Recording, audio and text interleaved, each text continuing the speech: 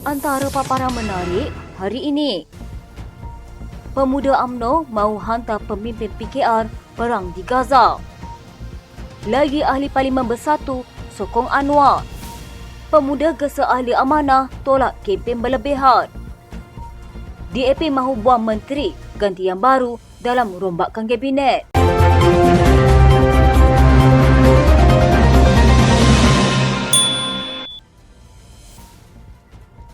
Tunku Mahkota Johor, Tunku Ismail Sultan Ibrahim berkata, Perdana Menteri Datuk Seri Anwar Ibrahim tidak seharusnya mengambil jalan terlalu selamat dan mesti lebih tegas dalam membuat keputusan walaupun tidak bersifat populis. Katanya Anwar perlu lebih banyak melaksanakan dan berani dalam membuat keputusan. Katanya pada pendapat saya, beliau perlu melaksanakan dan membuat lebih banyak keputusan. Tunku Ismail berkata, sejajar dengan keinginan Anwar untuk melihat negara ini berjaya, dia perlu lebih berani dalam membuat keputusan dan bukannya memuaskan hati semua pihak. Katanya memang dia nak buat sesuatu itu ada, tapi dia perlu lebih banyak laksanakan atau berani dalam membuat sebarang keputusan. Tidak boleh jaga hati setiap orang. Buat apa saja keputusan demi kebaikan negara. Sungguh pun kadang-kala perlu jadi pembenci.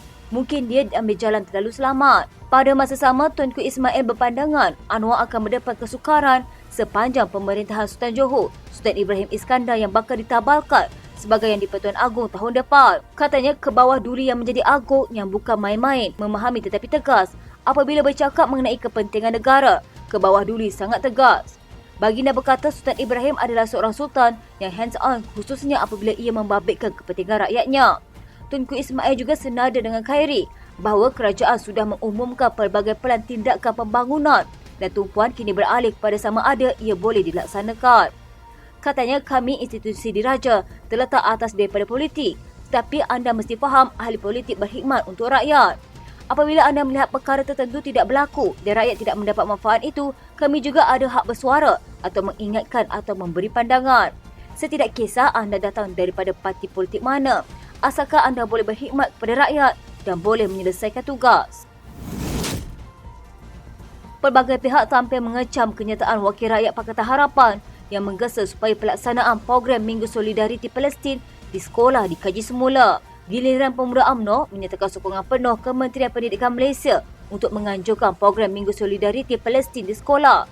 Ketua Pemuda UMNO Dr. Muhammad Akmal Saleh berkata, program itu tidak perlu dibatalkan hanya disebabkan bantahan 12 wakil rakyat PKR.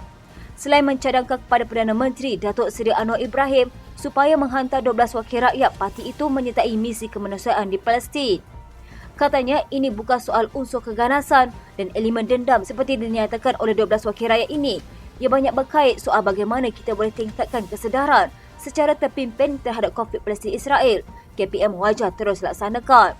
Saya juga ingin mencadangkan agar PMX dapat menghantar 12 wakil rakyat ini ke misi kemanusiaan di Palestin agar mereka dapat tahu dengan lebih jelas tentang isu yang berlaku di sana jika masih lagi tidak memahami apa yang berlaku. Kemarin, sekumpulan 3 ahli parlimen dan 9 adun PKR menggesa KPM mengkaji semula keputusan menganjurkan Minggu Solidariti Palestin di sekolah dan institusi pendidikan awam.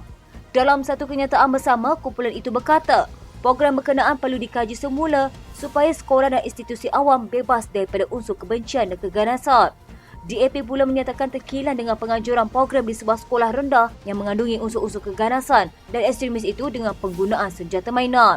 Sehubungan itu, Setiausaha Agongnya Anthony Loke menggesa KPM mengambil tindakan tata tertib terhadap pihak yang bertanggungjawab bagi mengelak ia berulang. Bekas ahli jawatan PAS Pusat Nasruddin Hassan pula menyifatkan DAP serta sebagai pemimpinnya masih gagal memahami erti solidariti bersama Palestin atau mungkin saja sengaja bersikap acuh tidak acuh. Katanya saat umat Islam dan seluruh masyarakat dunia tanpa mengira latar belakang agama dan peringkat umur bangkit mengecam kekejaman Israel, DAP dan sebahagian pemimpin mereka tampil mengecam program Solidariti Palestin yang dianjurkan pada peringkat sekolah. Kononnya usia kanak-kanak tidak sesuai didedahkan soal peperangan, keganasan dan lainnya. Mereka turut kepanasan melihat aksi pentomen kanak-kanak sekolah yang memegang senjata mainan sebagai satu gimmick kebersamaan mereka dengan umat Islam di Palestin. Sementara itu, Mufti Perlis Muhammad Asri Zainul Abidin secara sinis berkata, simbol roket juga boleh menjadi satu ancaman keganasan. Meskipun tidak menyatakan secara jelas, kenyataan itu dipercayai merujuk kepada DAP. Katanya jika kain serbat yang menutup wajah pejuang yang menentang pencerobohan dan kezaliman itu kau anggap ganas. Lambang roket pun boleh dianggap ganas. Kepada siapa kau ingin lancar roketmu itu? Siapa yang kau mahu hancurkan dan letupkan? Aku pun ingin bertanya seperti engkau bertanya. Mahkamah Tinggi membenarkan permohonan bersatu untuk memulakan prosedur semakan kehakiman bagi mencabar keputusan Suruhanjaya Pencegah Rasuah Malaysia menyita 2 akaun banknya. Hakim Datuk Ahmad Kamal Mat Syahid yang membuat keputusan itu dalam prosedur secara dalam talian akan mendengar merit permohonan berkenaan pada tarikh yang akan ditetapkan kemudian. Dalam keputusan itu, Ahmad Kamal berkata, Mahkamah bersetuju dengan hujah yang dikemukakan bersatu sebelum ini bahawa parti itu berjaya menimbulkan kes prima facie dan isu yang dibangkitkan tidak remeh, tidak menyusahkan serta ia boleh dihujahkan melalui prosedur semakan kehakiman. Menurut hakim itu, Jabatan Peguam Negara menghujahkan bahawa kuasa siasatan jenayah tidak boleh dihujahkan melalui prosedur di mahkamah dengan bergantung dengan autoriti kes yang pernah diputuskan di mahkamah sebelum ini. Bagaimanapun, hakim itu berkata, autoriti kes berkenaan yang dihujahkan Jabatan Peguam Negara bukan lagi prinsip perundangan yang baik untuk diguna pakai dalam permohonan terbabit. Mahkamah kemudian menetapkan pada 28 Oktober ini bagi pengurusan kes. Pada 29 Mei lalu, Kapten Bersara Datuk Muhammad Suhaimi Yahya sebagai Pegawai Awam Bersatu memfailkan permohonan kebenaran untuk memulakan semakan kehakiman bagi mencabar tindakan SPRM membekukan akaun banknya bagi siasatan. Beliau menamakan Peguam Negara ketika itu Tan Sri Idrus Harun dan Ketua Pesuruhjaya SPRM Tan Sri Azam Baki masing-masing sebagai responden pertama dan kedua serta 20 individu lain sebagai responden ketiga hingga ke-22. Bersatu mendakwa pada 19 April lalu akaun bank CIMB dan banknya disita tanpa sebarang perintah penyitaan dikeluarkan mengikut Seksyen 50/1 Akta Pencegahan Pengubahan Wang Haram dan Pencegahan Pembiayaan Keganasan dan Hasil daripada Aktiviti Haram 2001. Bersatu mendakwa SPRM mengeluarkan kenyataan pada 20 April lalu bahawa kedua-dua akaun itu disita pada 11 April tetapi tidak pernah memaklumkan kepada mereka mengenai tarikh berkenaan. Pada 30 Mei lalu, Ahmad Kamal turut membenarkan permohonan sama oleh Bersatu bagi mencabar keputusan Suruhanjaya Pencegah Rasuah Malaysia membekukan akaun bank parti bagi tujuan siasatan dan larangan perjalanan oleh Jabatan Immigration terhadap Presidennya Tan Sri Muhyiddin Yassin. Ahmad Kamal memutuskan bahawa parti itu berjaya melepasi keperluan untuk memulakan prosedur semakan kehakiman dan mendapati terdapat isu yang boleh dibicarakan berhubung perintah pembekuan yang dipertikaikan dan larangan perjalanan terbabit. Seorang lagi ahli Parlimen Perikatan Nasional menyatakan sokongan terbuka kepada Perdana Menteri Datuk Seri Anwar Ibrahim. Kali ini ia dinyatakan ahli Parlimen Labuan yang merupakan ahli Bersatu, Suhaili Abdul Rahman. Dalam kenyataan dikeluarkan, Suhaili berkata masalah rakyat di kawasan diwakilinya adalah antara faktor yang dipertimbangkan untuk memberikan sokongan kepada Anwar.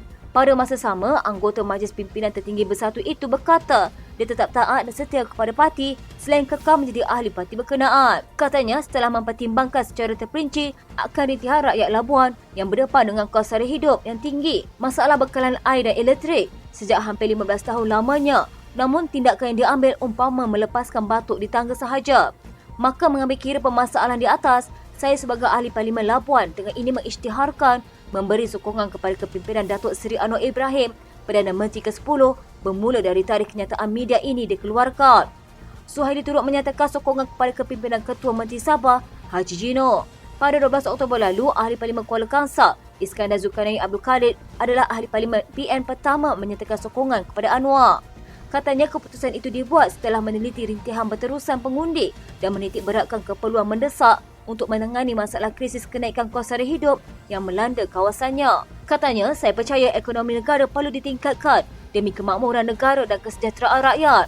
Oleh yang demikian, saya menyokong Yang Amat Berhormat Perdana Menteri atas apa-apa usaha yang dilakukan untuk mengukuhkan ekonomi negara. Menurut Suhaili, dia sedar ada risiko yang didepaninya ekoran pengumuman dibuatnya. Katanya meskipun berkemungkinan berdepan dengan risiko sebarang tindakan disiplin daripada parti, namun saya bersedia menerimanya demi memastikan kebajikan rakyat Labuan dan pengundi di kawasan saya terbela. Saya dengan ini menyokong dasar-dasar dan inisiatif kerajaan dalam hal-hal yang mengutamakan usaha-usaha memantapkan pembangunan, ekonomi dan kebajikan rakyat negara ini sehingga pilihan raya umum ke-16 akan datang. Suhaili juga menegaskan sokongannya kepada Perdana Menteri dibuat tanpa paksaan atau tekanan mana-mana pihak. Dengan penambahan sokongan semasa, Anwar yang juga ahli Parlimen Tambun kini didukung oleh 149 wakil rakyat dan jumlah itu sudah melebihi 2/3 daripada keseluruhan kursi di Dewan Rakyat. Pada PRU ke-15 tahun lalu, Suhaili merampas kursi Parlimen Labuan daripada Rosman Isni dari Parti Warisan. Suhaili menghadapi pertandingan 6 penjuru dalam persaingan tersebut, termasuk pencabar terdekat Bashir Alias Barisan Nasional dengan perbezaan 708 undi. Suhaili memperoleh 26.56% daripada keseluruhan undi yang ada berbanding 26.7 untuk Bashir. Pemuda Amanah menegaskan kepada ahlinya agar tidak berkempen secara berlebihan menjelang pemilihan sayap itu bagi mengelakkan perpecahan yang berlaku sebelum ini. Katanya, kami menolak kempen yang berlebihan kerana pemilihan ini adalah di kalangan keluarga besar Amanah. Oleh itu, pemuda Amanah harus mengambil pendekatan yang rahmah dalam berkempen. Kami berharap pemilihan kali ini tidak akan mengulangi isu perpecahan seperti sebelum ini.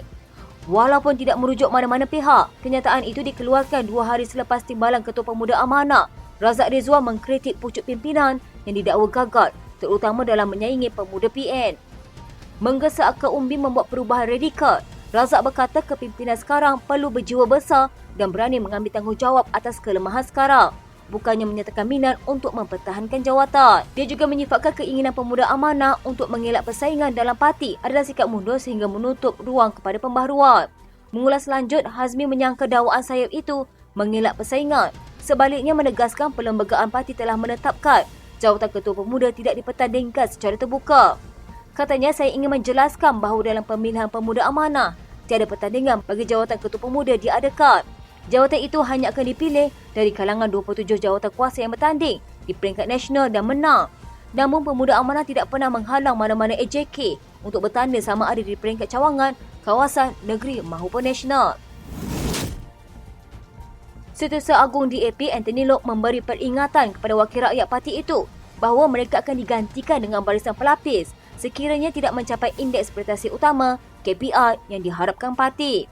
Loke berkata DAP mempunyai wakil di semua peringkat kerajaan pusat, kerajaan negeri dan pihak berkuasa tempatan dan kesemua mereka sentiasa dinilai oleh pucuk pimpinan.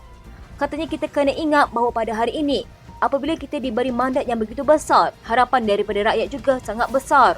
Justru itu, seluruh kepimpinan dan keahlian DAP mesti terus berusaha bertungkus lumus dan paling penting, kita mesti mengingatkan diri untuk sentiasa berkhidmat kepada rakyat. Loke yang juga Menteri Pengangkutan berkata, kesemua mereka dikehendaki memainkan peranan untuk memastikan dasar dan perjalanan kerajaan di semua peringkat berjalan lancar dan baik serta memberikan manfaat kepada rakyat yang merupakan pengukur KPI dan objektif yang perlu dipenuhi mereka. Katanya, anda telah diberikan amanah, diberikan peluang menjadi calon bagi pihak DAP. Kita mesti buat yang sebaik mungkin. Jangan sesekali memalukan parti ini dengan tidak menunaikan tanggungjawab sebagai calon dan wakil rakyat. Dia berkata DAP mempunyai barisan pelapis yang berpotensi untuk diketengahkan sebagai wakil rakyat, khususnya di Perak. Katanya, setiap kali pilihan raya, ada wakil rakyat yang hendak bersara ataupun mengundurkan diri. Jadi akan ada peluang kepada pelapis-pelapis ini.